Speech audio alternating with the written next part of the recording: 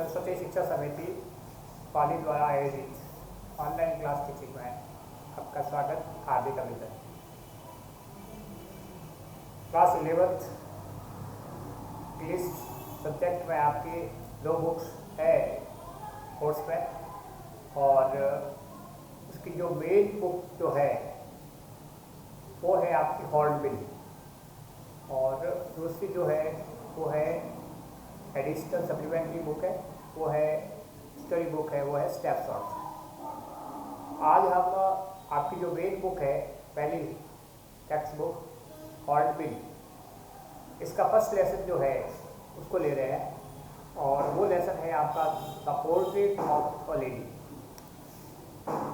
इसके राइटर जो है वो है खुशबू सिंह, एक पॉपुलर भारत के इंग्लिश राइटर है खुशबू सिंह।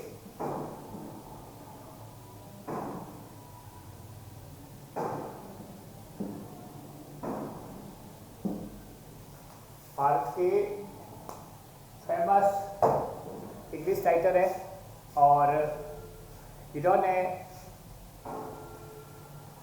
अपनी बायोग्राफी में, अपने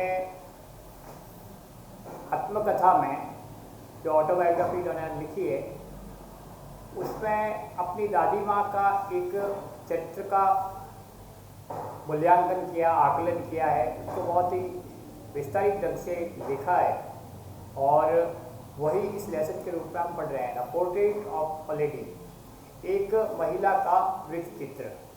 तो खुशबू सिंह भारत के लीडिंग राइटर रहे हैं, और इन्होंने अनेक अंग्रेजी के नॉवेल्स, स्टोरीज और बहुत आर्टिकल लिखे हैं, और काफ़ी लंबे समय तक इन्होंने अंग्रेजी में लेखन कार्य में योगदान किया है। तो इस लेसन में इन्होंने अपनी दादी माँ के एक वृत्त चित्र का, वृत्त चित्र पोर्ट्रेट आप कह सकते हैं, एक ऐसा चित्र जो उसके जीवन चरित्र को उजागर करता है, उसके जीवन चरित्र को दर्शाता है। तो निश्चित रूप से इस लेसन में खुशबू सिंह ने अपनी जो दादी माँ है उसके चरित्र का चित्रांकन किया है। उसका एक चित्र जो है वो जो इन्होंने अपने बचपन से लेकर के युवावस्था तक देखा था, उसको शब्दों के रूप में चित्रांकित किया है, और वही हम इस लेसन में पढ़ रहे हैं। कुछ वर्ड्स जो है इस लेसन के ग्लोसरी के रूप में, वो मैंने बोर्ड पर लिखा है, मैं आपको बता देता हूँ पहले। First the thought was almost revolting. First word है, एक फ्रेज के रूप में है, ये एक phrasal words, group of words है, और उसका कलेक्टिव जो हिंदी अर्थ है वो है, मैंने लिखा है, वो लिखा है मैंने, मन को अत्यंत प्रभावित करने वाले विचार। The thought was almost revolting, मन को आकर्षित करने वाले, प्रभावित करने वाले विचार। Second, expense of pure white serenity. इसमें आप कह सकते हैं श्रेष्ठ शांत विस्तारित चरित्र, अपने दादी माँ का धवल, क्योंकि वृद्धावस्था में जो दादी माँ का चित्र उनके सामने था वो निश्चित रूप से एक सफ़ेद बालों की वो महिला जो बहुत ही शांत स्वभाव की थी, बहुत ही धार्मिक और शांत स्वभाव की महिला थी। तो वो ऐसा चरित्र इन्होंने देखा, और वो था expense of pure white serenity, एक श्वेत गंभीर जो चरित्र था, इन्होंने अपनी दादी माँ का देखा। थर्ड वन है टर्निंग पॉइंट। टर्निंग पॉइंट है एक निर्णायक मोड़ बिंदु होता है, जहाँ से आपके जीवन में अचानक से मोड़ आता है और वो आपके जीवन का निर्णय तय करता है, वह एक परिणामदायक होता है, वो है टर्निंग पॉइंट। उसके बाद है accepted her seclusion with resignation. अपने इच्छा से, स्वेच्छा से किसी भी परिस्थिति को स्वीकार कर लेना, जैसी परिस्थिति सामने है उसको अपनी इच्छा से सहर्ष स्वीकार कर लेना, यह है आपका एक्सेप्टेड हर। हर आया है इस राइटर खुशबू सिंह के दादी माँ के लिए, और उन्होंने उस परिस्थिति को जो स्वीकार किया है उसके लिए है expected her seclusion with resignation. Next है वेरिटेबल बेडलम ऑफ चीपिंग्स, पक्षियों की या चिड़ियाओं की चहचहाट। जो पक्षी एक साथ सामूहिक रूप से चहचहाट करता है किसी एक स्थान पर और वो लगातार सामूहिक रूप से करते रहते हैं, अपने आवाज़ निकालते रहते हैं, दैट इज कॉल्ड वेरिटेबल बेडलम और चीपिंग्स। सेकेंड लास्ट है फ्राइवलस रिब्यूक्स, किसी को डांटना, स्कॉल्डिंग विथ पोलाइटली, विनम्रता से किसी को डांट लगाना, यानी डांटने में भी विनम्रता रखना, ये है फ्राइवलस रिब्यूक्स। और लास्ट वन है the sagging speech of the dilapidated drum. जो ढोलक होती है एक वाद्य यंत्र जो भजन कीर्तन के लिए अक्सर बजाया जाता है और उसको लगातार अनवरत रूप से विदाउट स्टॉपिंग लगातार बजाते रहना, यह है आपका sagging speech of the dilapidated drum. ये भी दादी माँ के संदर्भ में है। तो लगभग सभी ग्लोसरी के डिफिकल्ट वर्ड्स है, कॉन्टेक्स्ट जो है वो राइटर, नरेटर, लेखक जो खुशबू सिंह है उनकी दादी माँ के संदर्भ में है, कॉन्टेक्स्ट है दादी माँ का। और उसी के संदर्भ में लिखा है the portrait of a lady, एक महिला का, एक लेडी का पोर्ट्रेट जो है एक वृत्त चित्र है, एक जीवंत चित्र है, शब्दों के माध्यम से उसको जीवंत किया है लेखक खुशबू सिंह। तो ये लेसन है आपके हॉर्नबिल टेक्स्ट बुक का, जो आपके मेन टेक्स्ट बुक है क्लास 11th की इंग्लिश की। और इसका फर्स्ट लेसन है the portrait of a lady, Khushbu Singh के द्वारा लिखा गया। अपनी दादी माँ के जीवन चरित्र के बारे में इन्होंने अपनी आत्मकथा में वर्णन किया और उसी का एक अंश जो है, उसी का एक भाग जो है अब इस लेसन के रूप में पढ़ रहे हैं। My grandmother like everybody's grandmother was an old woman. Khushbu Singh कहते हैं मेरी दादी माँ जो है, प्रत्येक व्यक्ति की जो दादी माँ होती है निश्चित रूप से उसके जीवन में वृद्धावस्था में ही देखी जाती है। हर व्यक्ति के जीवन में दादी माँ का जो एक चित्रण होता है वो वृद्धावस्था का होता है। और यही लेखक ने कहा है स्टार्ट में, प्रारंभिक पंक्तियों में, कि मेरी दादी माँ भी अन्य लोगों की दादी माँ की तरह एक वृद्ध महिला थी। She had been old and wrinkled for 20 years that I had known her. लेखक इसमें एक नई बात बताते हैं कि वह लगभग पिछले 20 वर्षों से एक ही अवस्था में मैं उसको देख रहा था। मेरी दादी माँ को लगभग पिछले 20 वर्षों में चेहरे पर झुर्रियाँ, रिंकल कहते हैं, सलवटें या झुर्रियाँ। तो एक ऐसी वृद्ध महिला जो पिछले 20 वर्षों से चेहरे पर झुर्रियाँ थी और वृद्धावस्था में मैं देख रहा था, आई हैड नाउन हर।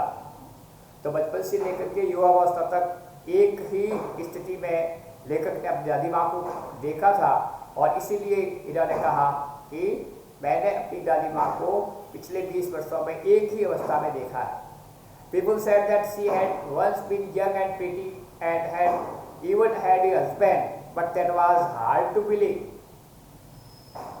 खुशबू सिंह कहते हैं कि लोग ऐसा कहते हैं कि मेरी दादी माँ युवावस्था में बहुत ही सुंदर महिला थी, अत्यंत सुंदर महिला थी। और एक पति जो थे, जो लेखक के दादाजी थे, वो दादी माँ के पति के रूप में मेरे दादाजी थे। और लेकिन लेखक ये कह रहे हैं कि हार्ड टू बिलीव, लेकिन विश्वास नहीं किया जा सकता, क्योंकि लेखक ने अपने बचपन से लेकर के और युवावस्था तक, दादी माँ के देहांत तक, उनके डेथ तक लगभग एक ही जैसा चेहरा देखा था, एक ही अवस्था देखी थी। और इसलिए लेखक इस पर विश्वास नहीं कर सकता कि मेरी दादी माँ भी युवावस्था में इतनी सुंदर थी। My grandfather's portrait hung above the mantelpiece in the drawing room। जैसा सामान्यतया होता है प्रत्येक परिवार में अपने जो पूर्वज होते हैं उनके जो चित्र है बड़े से, वो किसी कॉमन प्लेस पे रखे होते हैं। और वैसा ही लेखक के दादाजी का एक पोर्ट्रेट जो था, एक चित्र जो था, वो टका हुआ था वहाँ पर उनके बैठक के कक्ष में, ड्राइंग रूम के कक्ष में, मेंटल पीस के ऊपर, जहाँ मेंटल रखा जाता है। हर बड़े कक्ष में एक ऐसा स्थान होता है जो जहाँ पर आग जलाई जाती है और चिमनी नुमा होता है वो स्थान, और उसके ऊपर वहाँ पर रोशनी के लिए जो मेंटल रखा जाता है, मेंटल पीस, उसके ऊपर एक चित्र के दादाजी का लगाया हुआ था, लेकर के खुशवंत सिंह के। He wore a big turban and loose fitting clothes. Khushwant Singh जो है सिख धर्म से थे और इसीलिए इनके दादाजी जो थे, जो सिख धर्म की पगड़ी होती है, एक पहचान होती है उनकी, तो एक बड़ी सी पगड़ी उनकी पहनी हुई थी और ढीले ढाले वस्त्र उनके पहने हुए थे। तो एक ये चित्र बताया है लेखक ने अपने दादाजी के, जो वहाँ पर मेंटल पीस के ऊपर जो लगा हुआ था ड्राइंग रूम में चित्र, उसका वर्णन किया है कि दादाजी की बड़ी सी एक पगड़ी बंधी हुई थी सिर पर और ढीले ढाले वस्त्र पहने हुए थे और वृद्धावस्था का एक चित्र था। His long white beard covered the best part of his chest and he looked at least 100 years old. दादाजी का भी चित्र था वो काफ़ी वृद्धावस्था का था और लेखक ने कहा कि उनकी लंबी बढ़ी हुई दाढ़ी जो उनके सीने तक बढ़ी हुई थी, सीने तक फैली हुई थी, और लगभग उस चित्र से ऐसा देखा जा सकता था कि वह लगभग 100 वर्ष की आयु के थे। तो ऐसा एक चित्र जो था वो उनके बैठक के कक्ष में, उनके ड्राइंग रूम में, वहाँ पर मेंटल प्लेस के ऊपर रखा हुआ था। He did not look the sort of person who would have a wife or children. और क्योंकि लेखक ने उनका जो चित्र देखा था वो वृद्धावस्था का था, लगभग 100 वर्ष की आयु का चित्र था, तो यहाँ पर फिर एक बार वो कह रहे हैं कि ऐसा नहीं लगता था कि वो एक ऐसे व्यक्ति थे जिनके पत्नी और बच्चे थे, और बच्चे लेखक के पिता और अन्य जो उनके चाचा ताऊ या बुआ वगैरह जो थे। तो निश्चित रूप से उनके चित्र को देख करके लेखक भी ये कह सकता है कि ऐसा चित्र देख करके नहीं लगता कि उनकी पत्नी और बच्चे भी थे, क्योंकि लगातार उनके सामने जो चित्र जो था एक वृद्धावस्था का था। He looked as if he could only have lots and lots of grandchildren. और लेखक कहता है कि ऐसा लगता है केवल उनके ये ग्रैंड चिल्ड्रन ही थे, यानी पोते और पोती, ऐसे छोटे बच्चे ही लगातार उनके थे, और विश्वास करना मुश्किल था कि वो भी युवावस्था में उनकी पत्नी और बच्चे थे। As for my grandmother being young and pretty, और फिर एक बार कहते हैं जैसा कि मेरी दादी माँ के युवावस्था में सुंदरता का जो एक भ्रम था लेखक को, ठीक वैसा ही भ्रम उनके दादाजी के प्रति भी था, क्योंकि दादी माँ को भी वह वृद्धावस्था में देख रहे थे बचपन से, और अपने दादाजी के चित्र को भी उन्होंने लगातार उसी अवस्था में देखा था। The thought was almost revolting, और ये जो विचार जो थे ये लेखक के मन को बहुत ज़्यादा प्रभावित करने वाले थे, लेखक के मन को बहुत ज़्यादा झकझोर करने वाले थे, बहुत ही ज़्यादा मन को विचलित करने वाले थे कि ऐसा एक चरित्र जो लगातार वृद्धावस्था में उनके सामने था कैसे संभव हो सकता है। युवावस्था में इतने सुंदर थे या युवावस्था में उनकी पत्नी और बच्चे थे। She often told us of the games she used to play as a child.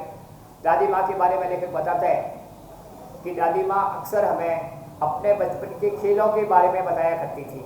जैसा अक्सर होता है छोटे बच्चों को दादी और नानी जो है अपने बचपन के समय की बातें बताती रहती है, और यही जो संस्कार के रूप में बच्चों को दिए जाते हैं। बचपन की बातें बड़े बुजुर्गों की बच्चों के संस्कार के रूप में आगे संप्रेषित की जाती है, और यही प्रक्रिया लेखक की दादी माँ करती थी, और अक्सर अपने बचपन के खेलों के बारे में, किस प्रकार के वो खेल खेलती थी बचपन में, वो लेखक को बताया करती थी। That seemed quite absurd and undignified on her part, and we treated it like the fables of the prophets used to tell us. लेकिन लेखक कहता है कि विश्वास नहीं होता था कि दादी माँ भी बचपन में ऐसे खेल खेलती थी, वो भी कभी छोटे बालकों की तरह खेलती थी, और हम केवल उसको एक दंत कथाएं, फेबल्स और प्रॉफेट्स या किसी महापुरुष की कहानियों के रूप में देखते थे। तो दादी माँ के बचपन की कहानियों को लेकर विश्वास के रूप में नहीं देख करके, और किसी महापुरुष की कहानियाँ या कोई दंत कथाएं या कोई किंवदंती, इस प्रकार से यह मानता था। She had always been short and fat. अब दादी माँ का फिजिकल अपीयरेंस बता रहा है, वह थिकनी थी, कद में, शरीर से मोटी थी और कमर से झुकी हुई थी। She had always been short and fat and slightly bad. वृद्धावस्था के कारण कमर से झुकी हुई थी, शरीर से मोटी थी और कद में ठीक नहीं थी। ये फिजिकल अपीयरेंस है। और face was a criss cross of wrinkles running from everywhere to everywhere. और दादी माँ का जो चेहरा था उस पर झुर्रियाँ थी और झुर्रियाँ जो थी चेहरे के आर पार थी, यानी बड़ी बड़ी झुर्रियाँ जो थी चेहरे के आर पार थी, सिर से लेकर के नीचे पिछकी तक पूरे चेहरे पर झुर्रियाँ थी। तो we were certain she had always been as we had known her। लेकिन लेखक कहता है कि हम निश्चित थे कि हम बचपन से दादी माँ को जो जानते हैं, हम देख रहे हैं, वो एक ही अवस्था में लगातार इसी प्रकार से दिख रही थी।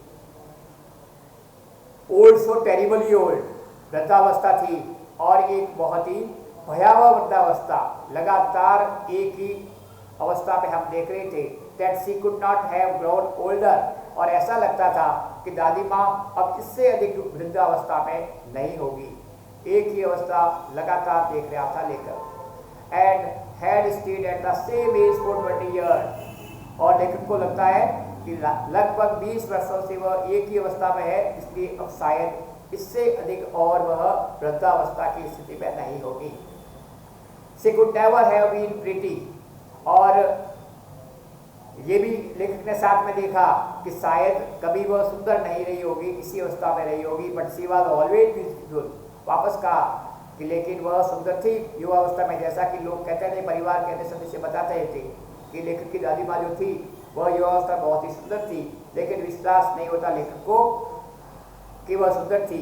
She hoped about the house in spotless white with one hand resting on her waist to balance her stoop and the other telling the beats of her rosary। कमर पर हाथ रख करके वह घर के एक स्थान से दूसरे स्थान पर जाती और एक हाथ में वह अपने माला को रखती, अर्थात हमेशा अपने हाथ में माला रखती, उन बढ़ियों की माला जो वह हर समय कुछ न कुछ बोलती रहती थी, अपने धर्मगुरु, अपने प्रार्थना को वह करती रहती थी। Her silver locks were scattered untidily on her pale, puckered face, and her lips constantly moved in inaudible prayer। उसके सफ़ेद जो बाल जो थे चेहरे पर बिखरे हुए होते थे, उनका पीला पड़ा हुआ चेहरा था, मुरझाया हुआ चेहरा था, और उस पर हमेशा वह होठों से कुछ न कुछ बोलती रहती। अनऑडिबल प्रेयर थी, यानी स्पष्ट नहीं सुना जा सके ऐसी वह प्रार्थना हर समय करती रहती थी, माला को फेंटती रहती थी। Yes she was beautiful. हाँ, वह इसमें बहुत ही सुंदर दिखाई देती थी। तो एक आध्यात्मिक सुंदरता का वर्णन किया लेखक ने, अपनी दादी माँ की वृद्धावस्था की भौतिक सुंदरता के साथ साथ में आध्यात्मिक सुंदरता। जब वह देखता है अपनी दादी माँ को हर समय हाथ में माला लेकर के वो जपती रहती थी और कुछ न कुछ इनऑडिबल प्रेयर्स करती थी, ऐसी प्रार्थना जो स्पष्ट नहीं सुनी जा सके लेकिन वह लगातार बोलती थी। She was like the winter landscape in the mountains, an expanse of pure white serenity, breathing peace and contentment। जिस प्रकार से एक सर्दी के मौसम में सफ़ेद जो पर्वत होता है, सफ़ेद बर्फ के पहाड़, और वहाँ पर जिस प्रकार से वह सफ़ेद पहाड़ की उस एक शांत वातावरण की लंबी और अथाह, वो श्वेत वातावरण की अथाह लंबी जो दूरी होती है, उस प्रकार से दादी माँ को उसने देखा। ब्रीदिंग पीस एंड कंटेंटमेंट, और निश्चित रूप से एक संतोष और एक शांत स्वभाव, शांत भाव दादी माँ का इस प्रकार से लेखक ने देखा उस वृद्धावस्था में, उस आयु में, लेखक के बचपन में। My grand mother and I were good friends. अब लेखक ये कहता है खुशबुल सिंह कि मैं और मेरी दादी माँ बहुत ही अच्छे मित्र थे, क्योंकि अधिकांश समय जो था लेखक का दादी माँ के साथ में ही बचपन में व्यतीत हुआ था। My parents left me with her when they went to live in the city and we were constantly together। अपने माता पिता को, लेखक के माता पिता को कार्य से शहर में रहना पड़ा था, जो भी उनका व्यवसाय था, जो भी उनका काम था, जॉब थी, और इसलिए लेखक के माता पिता ने दादी माँ के पास में छोड़ा था।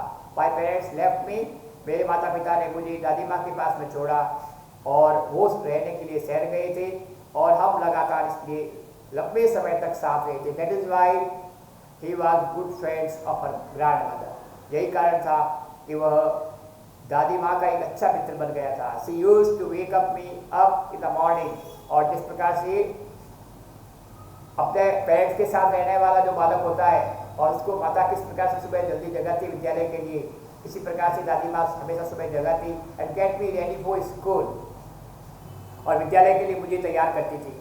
She said her morning prayer in a monotonous singsong while she marked and blessed me in the hope that I would listen and get to know in my heart। और सुबह विद्यालय के लिए तैयार करते समय वह सुबह की प्रार्थना बोलती रहती थी लगातार, एक भजन के रूप में, एक गीत के रूप में, राग से। और जब मुझे वह नहलाती थी और कपड़े पहनाती थी, उसी समय भी वह इस प्रकार से भजन और कीर्तन करती, माला फेरती और प्रार्थना बोलती, और इस आशा से बोलती कि शायद मैं भी सुन करके और मन से इसको याद करूं। आई लिसन, लिखने का मैं सुनता था। दादी माँ के द्वारा बोली गई प्रार्थना, भजन और कीर्तन जो वो लगातार सुबह करती थी, मुझे नहलाते समय, मुझे तैयार करते समय, कपड़े पहनाते समय, जगाते समय, उसको मैं सुनता था। लेकिन क्या सुनता? आई listen because I loved her voice. दादी माँ की आवाज़ बहुत ही अच्छी लगती थी लेखक को, बहुत ही अच्छी राग में, बहुत ही सुंदर राग में गाती थी, इसलिए लेखक को उसकी राग अच्छी लगती थी। I listen because I loved her voice but never bothered to learn it. लेकिन कभी याद करने का प्रयास नहीं किया। आवाज़ में सुनता था क्योंकि राग अच्छी थी, लेकिन कभी भी मैंने दादी माँ की उस प्रार्थना को, दादी माँ की उस माला को, दादी माँ के उस भजन को कभी याद करने का मैंने कभी ऐसा प्रयास नहीं किया। Then she would fetch my wooden slate। उसके बाद विद्यालय जाने के लिए लेखक की जो लकड़ी की एक स्लेट होती है लिखने के लिए, यानी लकड़ी का फ्रेम होता है और उसके बीच में जो स्लेट होती है वह तैयार करके लाती है। Which she had already washed and plastered with yellow chalk, a tiny other ink pot and a red pen, tie them all in a bundle and hand it to me। अब पूरा विद्यालय का सामान जो था वह दादी माँ तैयार करती, एक चौक लाती पीले रंग की, उस स्लेट पर रखने के लिए एक छोटा सा लकड़ी का दवात होता था, मिट्टी का एक दवात लेके आती, स्याही का दवात, और उसके बाद में एक लाल रंग का पेन होता था लिखने के लिए, और उन सबको एक बंडल के रूप में बांध करके किसी थैली में डाल करके मुझे देती विद्यालय जाने के लिए। तो ये पूरी तैयारी जो दादी माँ के द्वारा होती जब लेखक विद्यालय जाता, और वह निश्चित रूप से एक माँ का दायित्व निभाती थी। After the breakfast of a thick stale chapati with a little butter and sugar spread on it, we went to school।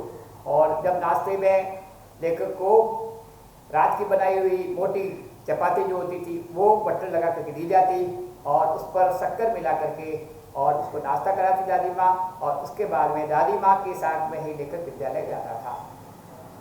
She carried several stale chapati with her for the village dog। धार्मिक महिला थी, religious lady थी, और इसीलिए विद्यालय जब लेखक के साथ में दादी माँ जाती उस समय कुछ चपातियाँ, अनेक चपातियाँ वह रात की जो होती थी वो अपने साथ लेके जाती, और घर से लेकर के विद्यालय तक जो रास्ते में गांव के जो कुत्ते आते थे, ऐसे कुत्ते जो रास्ते में खड़े रहते थे, उनको वह चपातियाँ देती थी। तो एक धार्मिक प्रवृत्ति की महिला थी जो कुत्तों को सुबह चपाती देती थी, और लेखक के साथ विद्यालय इसलिए जाती थी क्योंकि लेखक को विद्यालय छोड़ने के साथ में विद्यालय जो था वो अटैच था उनके धार्मिक स्थल के साथ में, और इसीलिए दादी माँ लेखक को वहाँ विद्यालय में छोड़ने के पश्चात अपने धार्मिक स्थल पर वहाँ जा कर के धार्मिक अभ्यास करती थी, वहाँ पर प्रार्थना करती थी, और विद्यालय समय पूरा होने के बाद लेखक के साथ वापस आती थी। My grandmother always went to school.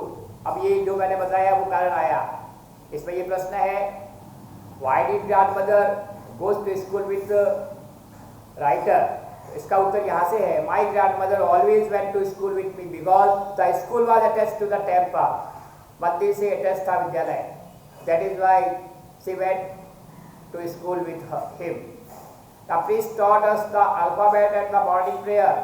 और जो पुजारी जो थे, क्योंकि मंदिर से अटैच थे स्कूल, और इसीलिए जो पुजारी जो थे वह सुबह की प्रार्थना करने के पश्चात हमें अल्फाबेट सिखाते थे, वर्णमाला का ज्ञान करवाया जाता था बालकों को, और सुबह की प्रार्थना करवाने के पश्चात while the children sat in rows, सभी बालक जो है एक पंक्ति कतार में बैठते थे, और either side of the veranda singing the alphabet or the prayer in the chorus, सभी सामूहिक रूप से बरामदे में बैठ करके वर्णमाला और प्रार्थना का सामूहिक रूप से गायन करते। My grandmother sat inside reading the scriptures, और मेरी दादी माँ जो है धार्मिक साहित्य का वहाँ पठन करती थी, और इसलिए वह अंदर बैठ करके स्क्रिप्चर्स को रीडिंग करती थी, वहाँ जब हम बाहर बैठ करके विद्यालय में पढ़ते थे। When we had both finished, अर्थात विद्यालय का समय जब पूरा होता और दादी माँ भी अपने उस साहित्य को जो पढ़ रही थी उसको पूरा करती, विद्यालय का समय पूरा होता, उसके बाद में we would walk back together, पुनः साथ साथ आते। तो ये विद्यालय का जो समय था उस समय में दादी माँ मंदिर में बैठ करके धार्मिक साहित्य को पढ़ती थी, और विद्यालय का समय पूरा होने के बाद में लेखक के साथ पुनः वह घर आती थी। This time the village dog would meet us at the temple door, और इस समय जो गांव के कुत्ते वहाँ रास्ते में थे, आते समय जिनको दादी माँ रोटियाँ देती थी रात की, वो कुत्ते वापस वहाँ खड़े रहते। They followed us to our home, वे कुत्ते वापस घर तक वापस दादी माँ के और लेखक के साथ में आते। Growling and fighting with each other, आपस में एक दूसरे से लड़ते झगड़ते भौंकते रहते थे। And for the chapatis we threw to them, और फिर जो चपाती हम उसको वापस देते थे उसको खाते रहते, झगड़ते रहते और घर तक हमारे साथ में आते थे। तो ये विद्यालय जाने का क्रम रहता था लेखक का, सुबह जल्दी जगाने से लेकर के विद्यालय के लिए तैयार करने से लेकर के विद्यालय तक छोड़ने से लेकर के और वहाँ पर विद्यालय में पढ़ने तक का समय दादी माँ के साथ रहता था। When my parents were comfortably settled in the city, और शहर में माता पिता के आसानी से सेटल होने के बाद में, यानी वो व्यवस्थित हो गए वहाँ पर, दे सेंट फॉर अस, उसके बाद में लेखक और दादी माँ को लेखक के माता पिता ने बुला लिया शहर में। That was a turning point in our friendship, ये जो मित्रता थी लेखक और दादी माँ की जो फ्रेंडशिप जो थी बचपन की, वह अब एक तरह से एक निर्णायक मोड़ पर आ गई थी, यानी अब वह मित्रता इतनी नहीं रह पाई जितनी वह गांव में थी। Although we shared the same room, लेखक कहता है कि यद्यपि हम शहर में आने के बाद दादी माँ और मैं एक ही कमरे में रहते थे, my grandmother no longer came to school with me, लेकिन अब दादी माँ जो है मुझे स्कूल तक छोड़ने के लिए नहीं जाती थी, मेरे साथ में विद्यालय तक नहीं जाती, ऐसी गाँव में जाती थी। I use to go to an English school, क्या कि लेखक अब एक अंग्रेजी माध्यम के विद्यालय में पढ़ने लगा था और मोटर बस से जाता था, बस के द्वारा वह विद्यालय जाता था। अब दादी माँ जो है साथ नहीं जाती, जैसा कि वह गांव में साथ लेकर के जाया करती थी। There were no dogs in the streets, अब क्योंकि वो बस से जाता था तो न तो रास्ते में कुत्ते होते। And she took to feeding sparrows in the courtyard of our city house, अब धार्मिक अभ्यास पूरा करने के लिए धार्मिक प्रवृत्ति की महिला थी, अब कोई कोई धार्मिक प्रवृत्ति इनको रखनी थी, इसलिए दादी माँ ने जो गांव में जिस प्रकार से वह कुत्तों को रोटी देती थी सुबह, वो अभ्यास अब उन्होंने जो चिड़िया जो थी स्पैरोज जो थी वह वहाँ पर शहर के उस मकान के आंगन में वो चिड़िया आती थी और दादी माँ उनको दाना डालती थी। ये उनका धार्मिक अभ्यास था। गांव में जिस प्रकार से वो कुत्तों को रोटी देती थी, और अब शहर में आने के पश्चात क्योंकि लेखक जो है अंग्रेजी माध्यम के विद्यालय में पढ़ता था, मोटर बस से जाता था, और अब लेखक के साथ में वो जा नहीं पाती थी, और इसीलिए उन्होंने अब कुत्तों की रोटी डालने के स्थान पर जो वहाँ घर के आंगन में चिड़ियाएँ जो आती थी, स्पैरोज जो आती थी, उनको वहाँ दाना डालने का काम शुरू किया। और इसीलिए हम कह सकते हैं कि लेखक की दादी माँ एक बहुत ही धार्मिक प्रवृत्ति की महिला थी। धार्मिक अभ्यास उनके चरित्र में था, उनके डेली रूटीन में था। As the year rolled by, और जैसे जैसे समय बीतता गया, we saw less of each other, लेखक भी धीरे धीरे आगे उच्च कक्षा में पढ़ता गया और थोड़ा समय जो था वो धीरे धीरे कम होता गया। For some time she continued to wake me up and get me ready for school, और कुछ समय तक तो दादी माँ मुझे इस प्रकार से, क्योंकि एक ही कमरे में रहते थे, मुझे सुबह जगाती थी, मुझे तैयार करती थी विद्यालय के लिए, और वो समय जो था सुबह का हमारे साथ में बीतता था। When I came back जब विद्यालय से लेकर वापस आता, शी वुड आस्क मी, और दादी माँ लेखक को ये पूछती, what the teacher had taught me, school में विद्यालय में क्या पढ़ा मैंने, ये हमेशा मुझे पूछती थी। I would tell her English words, और क्योंकि अंग्रेजी माध्यम के विद्यालय में लेखक पढ़ता था, इसलिए अंग्रेजी के नए शब्द लेखक जो है दादी माँ को पता था कि वह किस प्रकार से अंग्रेजी सीख रहा है। And little things of western science and learning, और कुछ छोटी ऐसी बातें जो पश्चिम विज्ञान और शिक्षा के बारे में थी। द लॉ ऑफ ग्रेविटी, ये विज्ञान के कुछ सिद्धांत, गुरुत्वाकर्षण के सिद्धांत के बारे में, आर्किमिडीज के सिद्धांत के बारे में, और पृथ्वी के गोल होने के सिद्धांत के बारे में, ये जो विज्ञान की संबंधित बातें लेखक दादी माँ को बताता था। और इस प्रकार से दादी माँ जो है वह इन बातों को सुनती थी और लेखक से पूछती थी। दिस मेड हर अनहैप्पी, दादी माँ खुश नहीं होती, दादी माँ को अच्छा नहीं लगता मैं अंग्रेजी सीख रहा हूँ या पश्चिम के इस विज्ञान की शिक्षा को प्राप्त कर रहा हूँ। She could not help me with my lessons, और वह कभी भी इस कारण से, क्योंकि उसकी रुचि भी नहीं थी इस पश्चिम विज्ञान के संदर्भ में और अंग्रेजी की भाषा के संबंध में, इसलिए उसने कभी भी मुझे उस लेसन्स में कभी सपोर्ट नहीं किया, मेरी मदद नहीं की। She did not believe in the things that taught in English school, और वह अंग्रेजी माध्यम के विद्यालय में शिक्षा देने का विश्वास नहीं रखती थी। एंड वाज डिस्ट्रेस्ड, और हमेशा वह विचलित रहती थी। That there was no teaching about God and the scriptures, और दादी माँ को यह खेद था कि वहाँ भगवान के बारे में और धार्मिक साहित्य के बारे में शिक्षा नहीं दी जाती थी। One day I announce that we were being given music lessons, एक दिन लेकर के दादी माँ को बताया कि तुम्हें संगीत की शिक्षा दी जाती है। शी वाज वेरी डिस्टर्ब, बहुत विचलित हुई। To her music and lute association, दादी माँ के अनुसार संगीत जो है वह एक हल्का काम है, अच्छा काम नहीं है। It was the monopoly of harlots and beggars, यह भिखारियों का और निम्न वर्ग के लोगों का काम है। And not meant for gentle folk, एक अच्छे लोगों की यह काम का नहीं है। She said nothing but her silence made disturbable, वो बोलती नहीं लेकिन शांत भाव से उसकी असहमति थी इस शिक्षा में। She really talk to me after that, और उसके बाद वह कम बोलती थी। ठीक, नेक्स्ट आगे।